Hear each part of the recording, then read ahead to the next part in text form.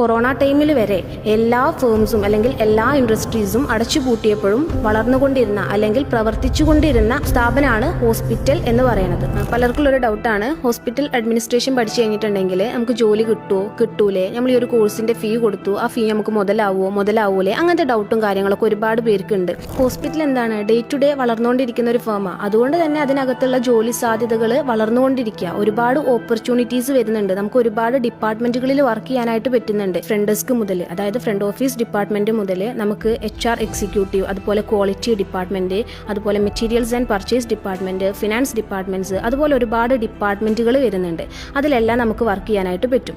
Then ഈ എല്ലാ ഡിപ്പാർട്ട്മെന്റ്സിനെയും കൂടി ഇൻക്ലൂഡ് ചെയ്തിട്ട് പറയുന്ന ഒരൊറ്റ പേരാണ് ഹോസ്പിറ്റൽ അഡ്മിനിസ്ട്രേഷൻ എന്നുള്ളത്. നമ്മൾ നോർമലി ഹോസ്പിറ്റലിൽ കയറി ചെല്ലുമ്പോൾ ഡോക്ടേഴ്സിനെ കാണുന്നു, നഴ്സസിനെ കാണുന്നു, ദെൻ റേഡിയോളജി ലാബ്, ഇതൊക്കെയാണ് നമ്മൾ കാണുന്നുള്ളൂ.